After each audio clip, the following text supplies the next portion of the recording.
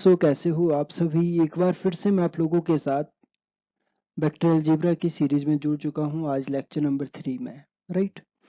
सो पहले 2 लेक्चर मैंने आप लोगों के साथ डिस्कस किए दोस्तों। उसमें मैंने कुछ वेक्टर अलजेब्रा के फंडामेंटल से कॉन्सेप्ट आप लोगों के साथ डिस्कस किए। तो आज हम डिस्कस करेंगे लेक्चर नंबर 3। तो लेक्चर नंबर 3 में मैं क्या डिस्कस करूंगा, क्या बातें आप लोगों के साथ करूंगा, ये आपने इस पूरे लेक्चर को एंड तक देखना है। आफ्टर दैट आप लोगों को पता लगेगा कि वेक्टर अलजेब्रा के तीसरे लेक्चर में हमने क्या सीखा, राइट। सो ये मैंने आपको पहले बताया हुआ है कि ये जो मेरी लेक्चर सीरीज है हेल्पफुल कौन से स्टूडेंट्स के लिए है।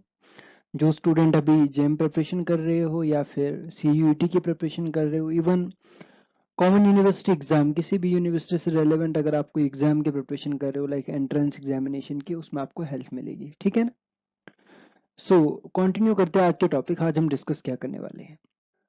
सो आज मैं क्लासीफाई करूंगा वेक्टर को। दो मोस्ट इंपोर्टेंट वेक्टर हमारे पास है, एक नल वेक्टर और एक यूनिट वेक्टर। सो दोनों का कुछ अपना एक फंडामेंटल सा कॉन्सेप्ट है। यूनिट वेक्टर का क्या काम है, नल वेक्टर का क्या काम है, दोनों वेक्टर को थोड़ा सा समझने की कोशिश करेंगे, राइट। सो अब आप लोगों को मैं पहले बता दूं, जो हमारे पास दोस्तों जो नल वेक्टर होता है, यहाँ पे हमारे पास एक टर्म है नल वेक्टर। इस वेक्टर को हम एक और नाम देते हैं, उसे कहते हैं हम जीरो वेक्टर। तो यहाँ पिक्चोरियल जो हमारी पिक्टोरियल रिप्रेजेंटेशन जो यहाँ पे हमारी वेक्टर की है, ये आप लोगों को पता ही वेक्टर कुछ इस तरह से हमारे पास होता है। और जहाँ हमारे पास जीरो वेक्टर है, तो जीरो वेक्टर के पास हमारा कोई भी मैग्नीट्यूड नहीं है, ये हमारे पास पॉइंट लाइक है, ठीक है ना। तो सिंपली आप लोगों को नल वेक्टर के बारे में और डिटेलिंग अगर जाननी है, या और जो डिटेलिंग मैं आप लोगों के साथ डिस्कस करूंगा नल वेक्टर के बारे में, वो हम नेक्स्ट स्लाइड में देखेंगे। ये पिक्चोरियल फॉर्मेट था कि रिप्रेजेंटेशन के अकॉर्डिंग आपको थोड़ा सा जजमेंट लगे कि नल वेक्टर है क्या, ठीक है। सो सिमिलरली अगर यूनिट वेक्टर की बात करें, अब यूनिट वेक्टर को थोड़ा सा यहाँ पे मैं बताने की कोशिश करूँ। अगर आप 3D के केस में देख रहे हैं, अलोंग किसी स्पेसिफिक एक्सिस के केस में देख रहे हैं, तो आपके पास ये जो रिप्रेजेंटेशन है आई कैफ, के कैफ, जे कैफ, ये जो डायरेक्शन को शो कर रहे हैं ना, ये हमारे पास यूनिट वेक्टर होती है। यूनिट वेक्टर का काम होता ही है क्या, डायरेक्शन रिप्रेजेंट करना, डायरेक्शन को रिप्रेजेंट करना, राइट। अब जैसे हमारे पास यहाँ एक्स एक्सिस है, यहाँ पे वाई एक्सिस है ना, और यहाँ पे जेड एक्सिस भी उन्होंने कंसीडर किया बैक साइड को। सो यहाँ पे देखो हो क्या रहा है। अगर आप फॉर एग्जांपल के लिए यहाँ पे कोई एक फोर्स अप्लाई हो रही है आपके पास एक्स एक्सिस पे, ठीक है ना, एफ एक्स, और एक आपके पास एफ वाई पे फोर्स लग रहा है, किसी कोई यहाँ पे ऑब्जेक्ट रखा है इस ओरिजिन पे। तो एक पर्सन इसको इधर खींच रहा है, एक पर्सन इसको इधर खींच रहा है, तो इसका net force, direction of force क्या होगा, ये वाला होगा जो आपने यहाँ पे बताया है। और सिमिलरली अगर ये बात इस साइड को होगी, अगर एफ वाई की तरफ अगर कोई फोर्स अप्लाई हो रहा है और कोई फोर्स माइनस एफ एक्स की तरफ कोई फोर्स अप्लाई हो रहा है, तो उस कंडीशन में जो हमारे पास डायरेक्शन ऑफ ऑब्जेक्ट होगी वो इस डायरेक्शन में होगी। तो ये भी हमारे पास क्या है, यूनिट वेक्टर। तो सिंपली हमें ये पता चलता है यहाँ से कि जो हमारा यूनिट वेक्टर है वो हमारे पास एज अ डायरेक्टर काम करता है। डायरेक्टर मीन्स एक डायरेक्शन हमें स्पेसिफाई करता है, ठीक है ना। सो ये एक नॉर्मल सा आपको पता चला होगा कि हो क्या रहा है यहाँ पे। सो अब देखते हैं थोड़ी सी एक्सप्लेनेशन नल वेक्टर की। नल वेक्टर क्या है, मैंने आपको पहले ही बताया। नल वेक्टर हमारे पास, इसे हम जीरो वेक्टर भी कहते हैं, ठीक है ना। एंड इसका जो हमारे पास मैग्नीट्यूड होता है वो क्या होता है, जीरो। अब आप लोगों को पता है नॉर्मल वेक्टर आपके पास ये है, ठीक है। इस वेक्टर के आपके पास कोई लेंथ है फॉर एग्जांपल के लिए, पर नल वेक्टर के केस में आपने क्या देखा, सिर्फ पॉइंट। तो मतलब कोई मैग्नीट्यूड नहीं है यहाँ पे। आपको यहाँ से यहाँ तक ये लेंथ जो है ये मैग्नीट्यूड को बता रही है, पर नल वेक्टर के केस में आपके पास मैग्नीट्यूड अवेलेबल नहीं है। तो मैग्नीट्यूड क्या होगा, zero and no specific direction, क्योंकि अगर आपके पास मैग्नीट्यूड ही नहीं है तो कोई डायरेक्शन भी फिक्स नहीं करेगा ये, ठीक है। एंड बात रही नोटेशन की, इसकी नोटेशन ऑफ नल वेक्टर क्या होता है, नल वेक्टर को आप रिप्रेजेंट करते हैं जीरो वेक्टर के साथ, ठीक है ना, ये इसकी नोटेशन है। एंड कुछ प्रॉपर्टी है। प्रॉपर्टी, पहली प्रॉपर्टी तो ये है, अगर आपके पास नल वेक्टर है, अगर नल वेक्टर फॉर एग्जांपल आपके पास कोई ए वेक्टर है, इसके साथ अगर आप नल वेक्टर को ऐड करेंगे तो आपको ए ही वेक्टर मिलेगा। एंड दूसरी प्रॉपर्टी आपके पास, अगर आपके पास कोई वेक्टर ए है, इसका आप डॉट प्रोडक्ट करोगे नल वेक्टर के साथ तो आपको क्या मिलेगा, नल वेक्टर। एंड सिमिलरली अगर आपके पास जो ए वेक्टर है, इसका अगर आप क्रॉस प्रोडक्ट करोगे नल वेक्टर के साथ, तो उस कंडीशन में भी आपके पास नल वेक्टर आपके पास मिलेगा। ये तीन आपके पास क्या है, प्रॉपर्टीज, राइट। सो होपफुली आपको समझ आया होगा। सो अब नेक्स्ट में बात करूंगा आपके साथ, जो नेक्स्ट बात करूंगा वो बात करूंगा मैं यूनिट वेक्टर की। अब यूनिट वेक्टर की मैंने आपको पहले बात बता दी कि जो यूनिट वेक्टर हमारे पास है इसका मैग्नीट्यूड हमेशा हमारे पास क्या होगा, इसका जो मैग्नीट्यूड होगा वो हमेशा 1 होगा। ठीक है ना, यहाँ पे लिखा है मैग्नीट्यूड एग्जैक्टली 1 यूनिट। एंड जो यूनिट वेक्टर है ये हमें इंडिकेट करते हैं डायरेक्शन। ठीक है ना, ये इसको हम यूज करते हैं डायरेक्शन की इंडिकेशन के लिए, राइट। अगर किसी भी लाइक कहीं पे भी हमें डायरेक्शन की बात करनी हो तो वहाँ हमारे पास जो हमें हेल्प करेगा वो कौन सा वेक्टर हमें हेल्प करेगा, वो यूनिट वेक्टर हेल्प करेगा। इंपॉर्टेंट है ये, right.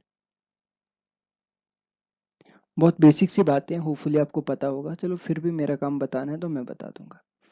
And unit vector are typically denoted with the hat symbol. आपको पता है आप यूनिट वेक्टर को कैसे डिनोट करते हैं, राइट। जैसे मैंने पहले बताया था आपको प्रीवियस स्लाइड में कि फॉर एग्जांपल के लिए आपके पास ये एक्स एक्सिस, वाई एक्सिस और जेड एक्सिस। एक्स एक्सिस पे आपको जब यूनिट वेक्टर से डायरेक्शन इंडिकेट करनी होती थी तो उस केस में आप कौन सा यूनिट वेक्टर लेते थे, एक्स के केस में आई कैफ एंड वाई के केस में जे कैफ एंड जेड के केस में के कैफ। ये क्या है आपके पास, जो इसके ऊपर एक कैफ लगती है ना, इसे यहाँ पे हेड सिंबल आपने बोला हुआ है। एंड 2D में 2D की बात करेगी ये तो यहीं पे बात आ गई 2D और 3D की। ये 3D की कंडीशन बता दी, 2D में आपके पास ये वाला एक्स और वाई, 3D की कंडीशन ये एक्स वाई जेड। अब पता है आपको एक्स डायरेक्शन में हम कौन एक्स अलोंग एक्स एक्सिस हम डायरेक्शन के लिए कौन सी टर्म रिप्रेजेंट करते हैं, आई कैफ, और वाई के लिए कौन सी टर्म रिप्रेजेंट करते हैं, जे कैफ। एंड यहाँ पे जेड की बात करें 3D में तो जेड के लिए क्या करते हैं, के कैफ। ठीक है ना, तो ये डायरेक्शन का भी पता लग गया आपको यूनिट वेक्टर के बारे में।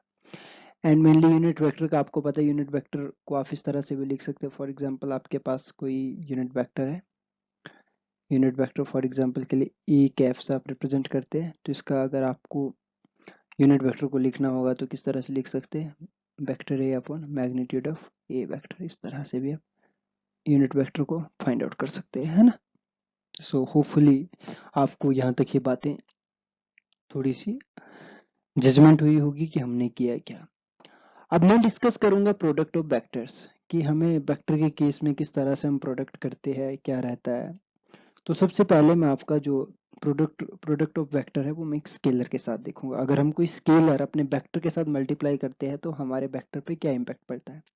और आपको बता दूं मैं, जब भी हम कोई स्केलर एक वेक्टर के साथ, वेक्टर का प्रोडक्ट अगर हम एक स्केलर के साथ देखते हैं तो हमारा जो वेक्टर होता है उसकी लेंथ में वेरिएशन होता है। सो देखेंगे किस तरह से वेरी करता है, पर आपको ये पता होना चाहिए कि लाइक यहाँ पे मैं मेंशन करता हूँ, फर्स्ट में क्या बताने जा रहा हूँ, product of vector with scalar, right.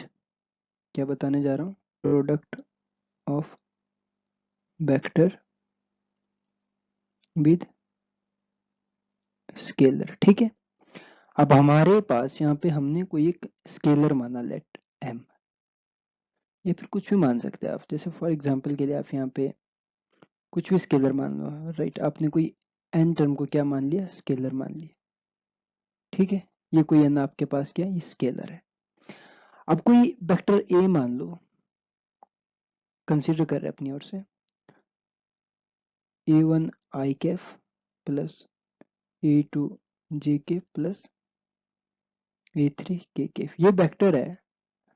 अगर इस वेक्टर के साथ इस स्केलर को मल्टीप्लाई करूंगा मैं तो हमारे पास क्या बनेगा, तो मैंने इस स्केलर को ए वेक्टर के साथ मल्टीप्लाई किया तो क्या हो जाएगा एन, एंड अंदर हमारे पास a1 आई कैफ प्लस a2 जे के प्लस a3 के कैफ, राइट। ये हमारे पास इस तरह से इसको हम सॉल्व करेंगे। अब अंदर मल्टीप्लाई करेंगे तो अंदर जब आप मल्टीप्लाई करेंगे तो यह क्या बनेगा, ये बनेगा हमारे पास एन a1 आई कैफ प्लस एन a2 जे कैफ प्लस एन a3 के कैफ। ये हमारे पास क्या आया, ये एन ए वेक्टर आ गया, राइट।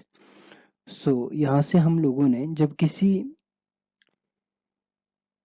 स्केलर को अपने वेक्टर के साथ मल्टीप्लाई किया तो हमारे पास हमारा वेक्टर कुछ इस तरह से फाइनली हमें मिला। अब इससे रिलेटेड एक मैं एग्जाम्पल आपको बताऊंगा, उस एग्जाम्पल के बाद आपको मैं बता सकता हूँ कि लाइक हो क्या रहा है।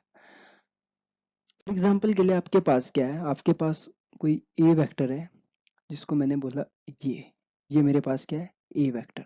ठीक है, अब मैंने इस ए वेक्टर के साथ कोई स्केलर मल्टीप्लाई किया, मान लेने के लिए 2 हमारे पास स्केलर है, तो 2 मल्टीप्लाई किया ए कैफ के साथ। तो अगर ये हमारे पास ए था, तो जब 2 ए की बात आ गई तो ये कितना हो जाएगा, ये हो जाएगा हमारे पास 2 ए, ये था हमारे पास ए। बात समझ आई? लेंथ में वेरिएशन आया, वेरी हुई length, very length of vector, आया कुछ वेरिएशन। जब ए हमारे पास था तो इस तरह से हमारे पास वेक्टर था, और अभी जब 2a की बात आई तो इस तरह से वेरिएशन हमारे वेक्टर की लेंथ में हमने देखी, राइट। सो ये था हमारा product of vector with scalar, समझिए या नहीं? सो ये तो वो कंडीशन थी जहाँ पे मैंने कंपोनेंट नहीं लगाए थे, मैंने सीधे सिंपली सॉल्व कर दिया था। अब मैं कंपोनेंट फॉर्म में आपको बताऊंगा कि कंपोनेंट फॉर्म में मैं कोई दो वेक्टर ज्यूम करूंगा, 2 वेक्टर ज्यूम करने के बाद उनको मल्टीप्लाई करूंगा, उनको डॉट प्रोडक्ट निकालूंगा, डॉट प्रोडक्ट निकालने के बाद हमारे पास क्या क्या वेरिएशन आते हैं मैं आप लोगों को डिस्कस करूंगा, राइट। सो यहाँ तक बात समझ आई, राइट। सो अब यहाँ तक ये दिमाग में चिपक जाना चाहिए, राइट, कि यहाँ पे क्या बात हुई। अब नेक्स्ट स्लाइड से बात करते हैं कंपोनेंट फॉर्म की, ठीक है। अब नेक्स्ट स्लाइड से फ्रेंड मैं बात कर रहा हूँ अब आपकी कंपोनेंट फॉर्म की। इन कंपोनेंट फॉर्म अब हम क्या करेंगे, कंपोनेंट फॉर्म स्टडी करें। इन कंपोनेंट फॉर्म में हमारे पास क्या है, ए वेक्टर हमारे पास है, ए वेक्टर हमारे पास क्या है, ए x I cap plus A Y जी के plus A Z K cap, right. एक और मैंने वेक्टर कंसीडर किया बी, इसको मैंने यहाँ पे लिखा बी एक्स आई के सिमिलरली प्लस बी वाई जी के plus B Z K cap, right. ये हमारे पास दो वेक्टर हमने कंसीडर किए। अब इन दोनों का अगर मैं डॉट प्रोडक्ट फाइंड आउट करूंगा, क्या प्रोडक्ट फाइंड आउट करूंगा, डॉट प्रोडक्ट, तो वो क्या आ जाएगा, ए डॉट बी। तो इसको जब अपन सॉल्व करेंगे तो किस तरह से सॉल्व करेंगे, पहले ए एक्स आई के प्लस ए वाई जी के plus A Z K cap, right. Dot product B X I के प्लस बी वाई जे के plus B Z K cap, right. ये हमारे पास दोनों वेक्टर हमने यहाँ पे डिस्प्ले किया। अब इसके बाद हम लोगों ने इनको क्या करना है, मल्टीप्लाई करना है। मल्टीप्लिकेशन के बाद हमें कुछ वैल्यू मिलेगी एंड में, तो वो वैल्यू हम देखेंगे। अब यहाँ पे क्या हुआ, पहले मल्टीप्लाई करना ए एक्स को इन तीनों पैरामीटर के साथ, उसके जो यहाँ को हमारे पास एक्स एक्सिस वाई एक्सिस और जेड एक्सिस है, तीन कोऑर्डिनेट है वेक्टर बी के, और उसके बाद ए वाई के साथ ये तीनों मल्टीप्लाई करने हैं, एंड ए जेड के साथ हमारे पास यहाँ पे कितनी टर्म आएगी, 9 टर्म आएगी, राइट। तो ये 9 के 9 टर्म हमने पहले लिखनी है। सबसे पहले क्या है हमारे पास, A X B X, right, A X B X and I dot I plus A X B Y I dot J plus A X B Z अंदर क्या है,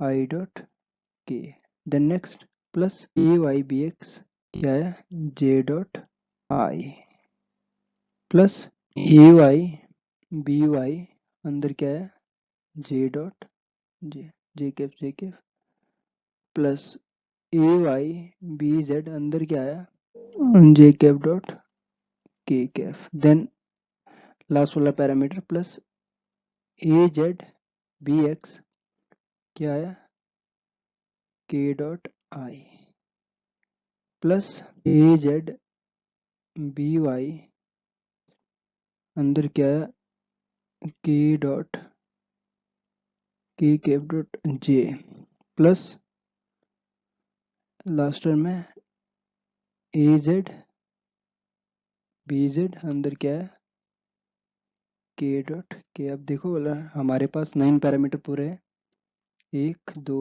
3 4 5 6 7 8 9, हाँ 9 पैरामीटर हमारे पूरे यहाँ पे इकट्ठे हो गए।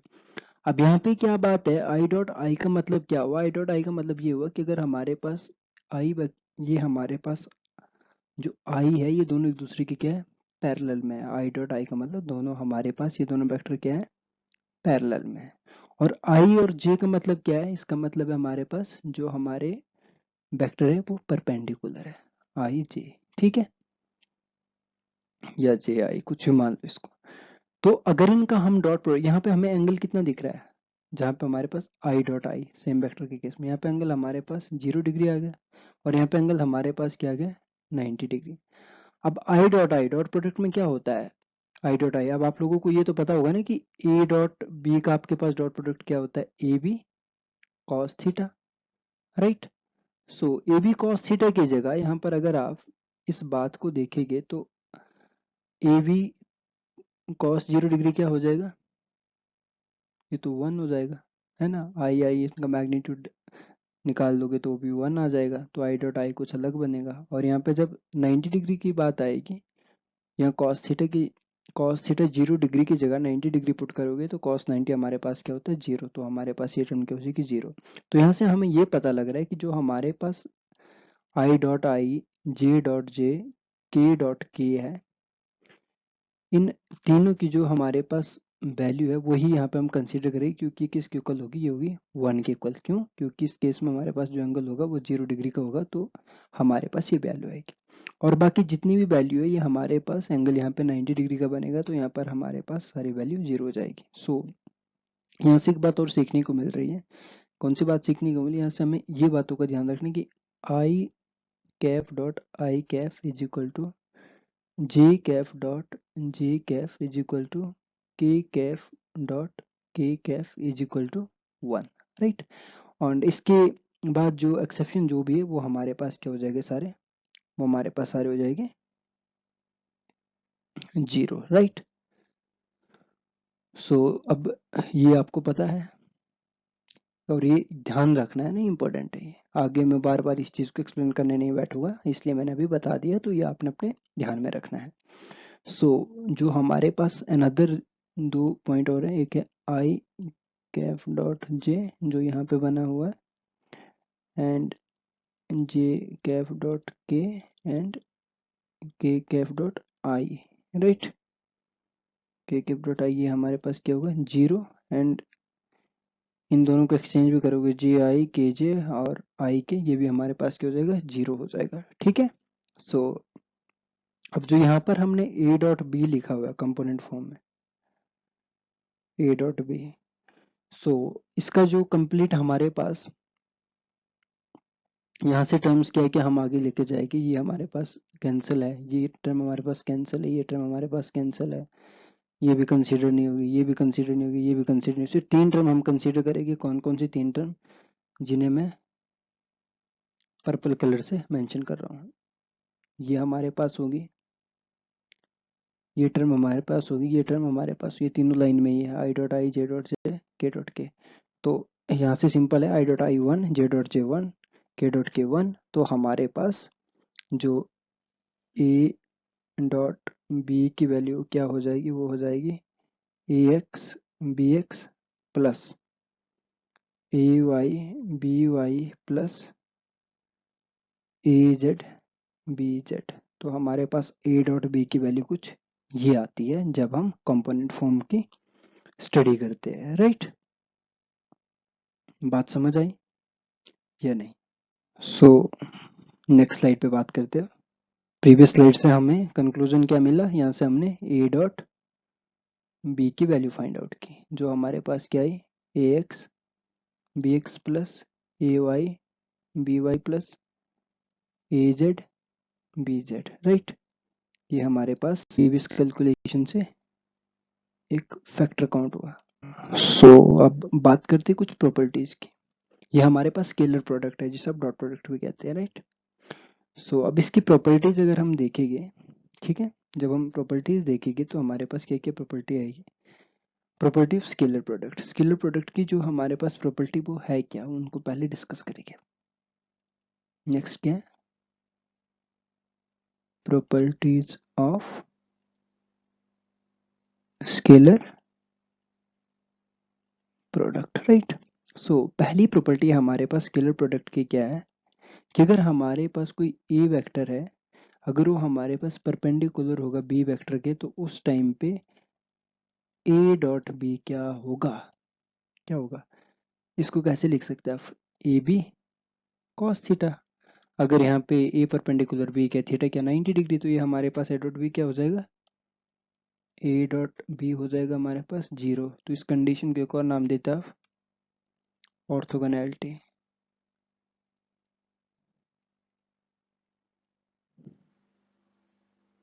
जब दो वेक्टर का आप डॉट प्रोडक्ट लोगे, अगर वो 0 के इक्वल आ गया तो उसे क्या कहते हैं, ऑर्थोगोनैलिटी कंडीशन, राइट। पहली प्रॉपर्टी है हमारे स्केलर प्रोडक्ट की। सो जो दूसरी प्रॉपर्टी अगर आप देखोगे, अगर हमारे पास दोनों वेक्टर, ये मतलब कोई दो वेक्टर हमारे पास हैं, एक ए वेक्टर दूसरा भी कोई ए वेक्टर लिया, अगर दोनों पैरेलल है इस तरह से, इस तरह से, यहाँ पे एंगल क्या हमारे पास, यहाँ पे एंगल हमारे पास है 0 डिग्री, तो ये क्या हो जाएगा, ए डॉट ए हमारे पास इजिली क्या हो जाएगा, इसको किस तरह से लिख सकते हैं, डॉट प्रोडक्ट के अकॉर्डिंग इसको लिख सकते हैं आप, ए डॉट ए को लिख सकते हैं आप A B cos theta. Theta कितना है 0 डिग्री, कॉस 0 1, तो आपके पास A dot A is equal to क्या हो गया, ए स्क्वायर के इक्वल हो गया। ए डॉट ए आपके पास ए स्क्वायर के इक्वल हो गया, तो यहाँ से आप क्या करोगे, बात करोगे आप मैग्नीट्यूड की, राइट। मैग्नीट्यूड की बात करोगे तो यहाँ पे तो क्या वैल्यू आएगी, एनीवन कोई आंसर बता सकता है।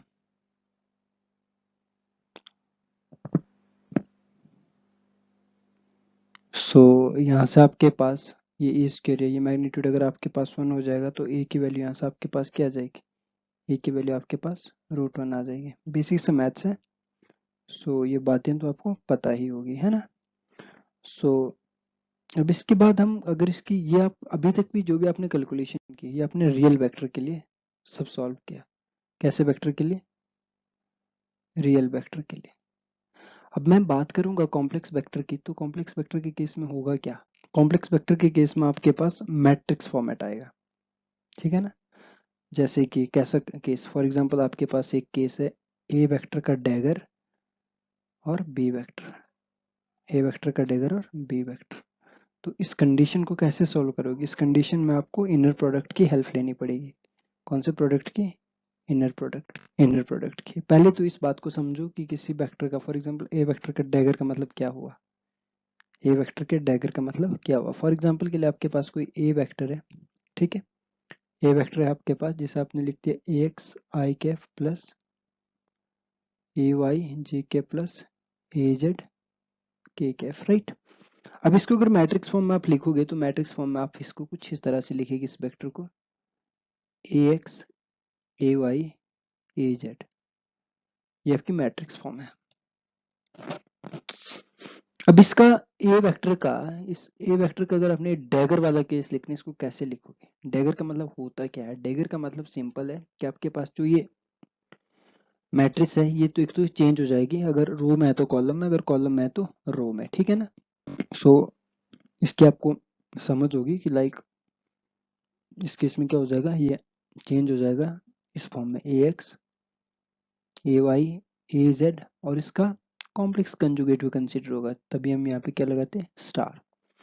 तो डैगर का मतलब ये दो कंडीशन यहाँ पे अप्लाई होती है, एक तो ये चेंज हो जाती है row to column and column to row, ठीक है, और साथ में एडिशनल टर्म क्या आती है हमारे पास, कॉम्प्लेक्स कंजुगेट, ठीक है, कॉम्प्लेक्स कंजुगेट हम कंसीडर करते हैं। इस डैगर का मतलब ये होता है किसी भी वेक्टर के ऊपर जब डैगर आ जाता है। तो अब यहाँ पे अगर इस कंडीशन को थोड़ा सा कोशिश करें समझने की, इस बात से कि लाइक यहाँ पे इनर प्रोडक्ट हमने कैसे अप्लाई किया इस वाले कंडीशन में। सो कोई भी दो अपने अकॉर्डिंग वेक्टर कंसीडर करो, है ना। अभी मैं आपको कॉन्सेप्ट बता रहा हूँ, तो कोई भी हम वेक्टर कंसीडर करेंगे। फॉर एग्जांपल के लिए हमारे पास जो हमने एग्जांपल कंसीडर किया वो ये है, लाइक कोई ए वेक्टर और यहाँ पे कोई बी वेक्टर, मैं डायरेक्ट मैट्रिक्स फॉर्म लिखूंगा, राइट। सो आपको पता होना चाहिए कि मैं अभी डायरेक्ट मैट्रिक्स फॉर्म लिख रहा हूँ, इसको क्या लिखूंगा मैं, A X A Y A Z, and इधर क्या लिखूंगा, B X B Y B Z, समझ रहे हो ना। सो अब इसमें मैं क्या निकालूंगा, मैं निकालूंगा ए वेक्टर का डैगर और बी, है ना। ऊपर मैंने प्रीवियस स्लाइड में यही तो बात की है। अब इसको पे लिखूंगा कैसे, अभी डैगर किसका है, सिर्फ ए वेक्टर का, बी वेक्टर को मैंने जैसे है वैसे ही लिखना है, ठीक है ना। तो इसको किस तरह से लिखूंगा मैं, इसको लिखूंगा पहले तो इसके ऊपर डैगर लगा है तो इसके डैगर का तो आपको पता ही क्या हो जाएगा, चेंज हो जाएगा फॉर्मेट, ये फॉर्मेट इस फॉर्मेट में आ जाएगा A X A Y A Z, ऊपर क्या आ जाएगा स्टार स्टार स्टार, और वेक्टर भी तो सेम आएगा B X B Y B Z, है ना। अब जब इसको मल्टीप्लाई करोगे, मल्टीप्लाई करने पे क्या आएगा, ये ए एक्स का star into B X plus A Y का star into B Y plus A Z का स्टार इंटू बी जेड, ये क्या आ गया, ये कुछ इस तरह से ये फॉर्मेट तैयार कर लिया। अब ये जो फॉर्मेशन आपके पास बनी, इस फॉर्मेशन को तो आपको इजिली आप समझ पाए। अब यहाँ पर अगर आप एक बात समझोगे ना, ये बहुत इंटरेस्टिंग बात है। लाइक कैसे, जब कॉम्प्लेक्स वेक्टर के फॉर्म में इस चीज को समझने की कोशिश करते हो तो कुछ बातें बदल से जाती है, ठीक है ना। अब यहाँ पे हो क्या रहा है, अब आपको पता है रियल वेक्टर के केस में आपने क्या स्टडी किया था, ये कॉम्प्लेक्स के लिए रियल में आपके पास क्या था, रियल में आपके पास क्या था, ए X B X plus A Y B Y plus A Z B Z था ये रियल के केस में। कॉम्प्लेक्स के केस में कुछ थोड़ा सा डिफरेंस आपको देखने को मिला।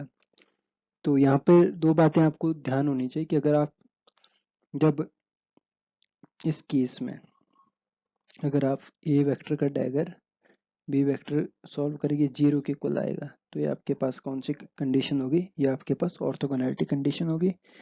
और अगर आपके पास ए वेक्टर का डैगर और बी वेक्टर अगर आपके पास वन आएगा, ये आपके पास नॉर्मलाइजेशन की कंडीशन होगी। कौन सी कंडीशन होगी, नॉर्मलाइजेशन। ये दोनों बातें आप क्वांटम मैकेनिक्स में देखिए बहुत अच्छे से, ठीक है ना। क्वांटम मैकेनिक्स में ये चीजें बहुत अच्छे से आपको समझ आने वाली है।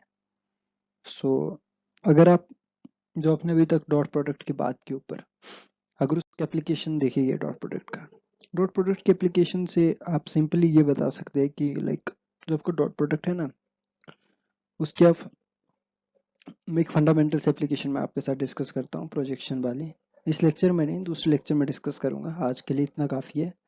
सो ये वीडियो आपने देखना है, इससे जो भी आपको रेलेवेंट चीज़ें समझ आएगी तो वो आपके आगे काम आने वाली है। उसके बाद जो न्यूमेरिकल सेशन मैंने आपको पहले बोला वो हम धीरे धीरे स्टार्ट करेंगे।